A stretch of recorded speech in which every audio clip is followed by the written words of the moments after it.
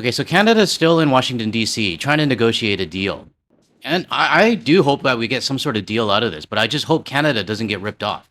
But we do need some sort of relief to our Canadian industries. But I have to ask, like, even if Dominic LeBlanc is able to make a deal, does anybody trust that that deal is going to, like, stand? Because we very well know that this toddler in the White House, he could just one day say, hey, another 50% to Canada. Screw everything else that we talked about. And everything that we agreed to in this upcoming deal will be given back for nothing. I don't know, that's just my biggest fear. But we know that the US liquor is going to be on the table and potentially coming back. But today, I have a report out of Saskatchewan, one of the provinces that did put the liquor back on the shelves, and we're going to get an update on how the liquor is selling there. And I also have another report out of Winnipeg, and with the upcoming potential alcohol going back on the shelves, I'm going to show some feedback from some Canadians in Winnipeg. And just an update on the petition to get Pete Hoekstra out. It's currently at 145,130 signatures. Now, this video is probably going to be delayed by about a day, so by the time you're watching this, it might be at around what, maybe 160K maybe? So if you haven't signed it yet and you want to join the party, I'll leave a link in the description below.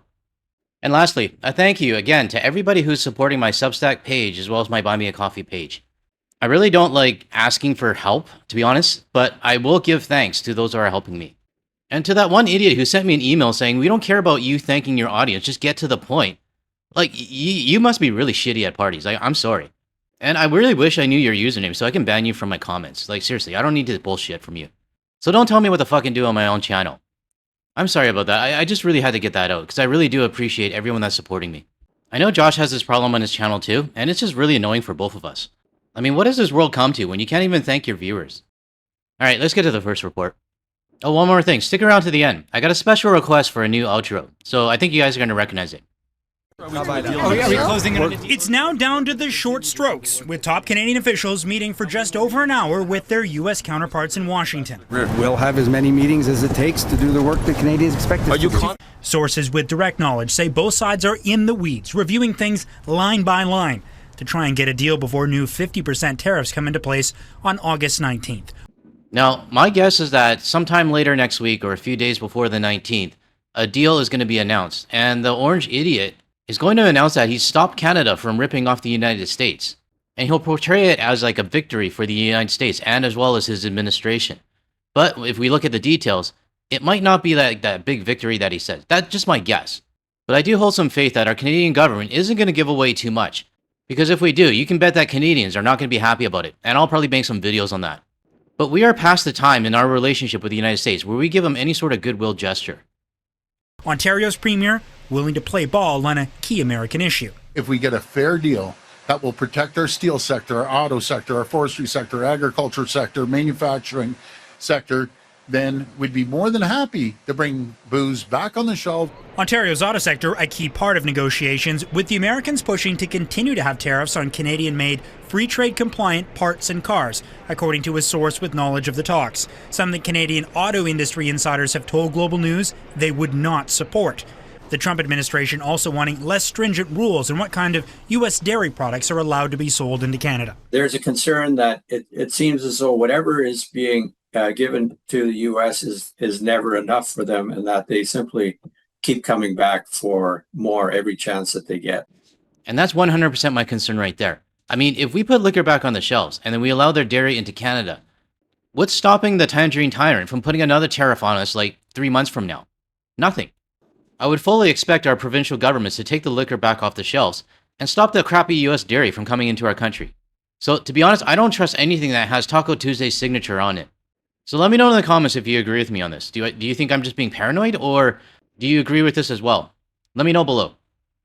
The Americans have made it clear they won't sign on to a deal without some tariff level on steel, aluminum, autos, and lumber. But if those tariffs aren't reduced enough, Canada won't sign on. But that's not the Prime Minister's preferred strategy, according to sources briefed by the Liberal government. Their favorite approach? Step 1. Get a deal to lower sectoral tariffs and avoid new ones coming into place. Step 2. Partner with the Americans on things like energy and defense. And Step 3. Renegotiate the CUSMA free trade deal. But even the best laid plans often falter when dealing with a mercurial president. We need movement, and we need movement before the 19th of August. Otherwise, we'll all be in a worse place. Well, to be honest, I would only want movement if it's going to be better for Canada. And I don't want to sign anything just for the hell of it. So, Mr. Charest, let's not jump into something if it's not going to be good for Canada. Now, one thing that's probably going to be included in this deal is the US liquor back on the shelves. And right now, it's actually back on the shelves in Alberta and Saskatchewan. And I want to show this video to everyone to give everyone a bit of an update on whether or not the US liquor is selling in Saskatchewan or not. So let's take a look. Well, it's been 1 year since Saskatchewan returned American liquor to store shelves, while other provinces maintained the ban. That was a response to tariffs from Donald Trump. Now, the government wanted consumers to have a choice, and it appears they are choosing non-American options as U.S. liquor sales have declined significantly in our province. Wayne Mantika has more. Now, before I get started, I want to make sure that everybody knows that the people in Alberta and Saskatchewan, they are not their government. And I'm saying this because I've seen some comments in my videos saying that people in Alberta and Saskatchewan, what the hell is wrong with you? Well, what I'm trying to do actually is show people that even though the alcohol is back on Alberta and Saskatchewan shelves, a good portion of their citizens are not buying it, even though it's available to them. So I guess what I'm trying to say is go easy on the citizens in Alberta and Saskatchewan, because a lot of them are doing their part, despite having premiers that seem to favor the United States over their own country. The Saskatchewan government may have decided to return American alcohol to store shelves, but consumers are making their own decisions. The SLGA reports that sales of U.S. wines and spirits declined by 40% in the last fiscal year. Still, retailers defend giving consumers a choice. It's worked out pretty well. We really want to make sure that the customer has the option to purchase American liquor if they want. We have had the wine section decreased quite a bit. There's been a lack of demand for the U.S. wines, especially the California wines, and we've expanded the Canadian wines as a result. Aw, poor Adam Schiff and his California wines. I'm really sorry to hear that nobody wants your California wine. Okay, no, I'm not. I'm just joking. I'm actually really glad nobody's buying it, even though it's available to them. To the point where, like, these liquor distribution branches or the stores, they're not even stocking them anymore. And one thing we have to notice about this is that this might be a preview of what's going to happen for the rest of Canada when the alcohol eventually does go back on the shelves. So to Adam Schiff, as well as Claudia Tenney and Chris Swanger and all the rest of the distillers and the wineries, putting the alcohol back on the shelves is not going to be a magic pill for you. Sure, you might get some sales, but you're not going to be at the level that was before. Declining sales of U.S. wine has prompted the co-op to reduce shelf space and allocate more for Canadian product. However, demand for American bourbon remains strong because there are few alternatives. So we had a few occasions of customers coming in and buying a full case of Jack Daniels or Jim Beam. Those are the more popular ones.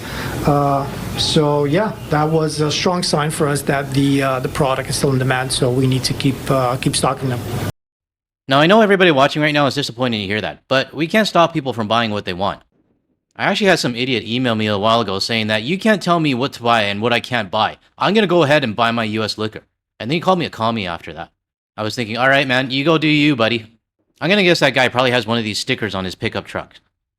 But like I said, the sales of US liquor, eventually when it comes back on the shelves, it's not going to be anywhere near the levels before all this shit started. I guarantee that.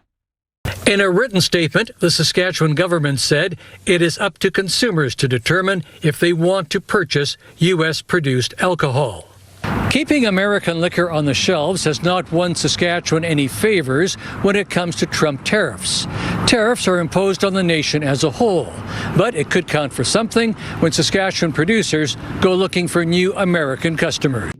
Yeah, I don't know about that. I mean, expecting us, you scratch my back and I'll scratch your back with the United States right now, it'll be, I'll scratch your back and they'll stab you in the back. So to the Saskatchewan government, I think you're putting a little bit too much trust in the US. But at least if you get stabbed in the back, you got free healthcare. So I guess that's something. But I take this report as a potential preview for when the US liquor does go back on the shelves. And hearing that there's no interest in California wines makes me all warm and fuzzy inside. Now let's move over to Winnipeg because they get some feedback from some of their citizens. And, if they support the alcohol going back on their shelves. I would support it if the tariffs were lessened or lifted. What began as a protest against Trump tariffs has turned into a significant bargaining chip for Canada.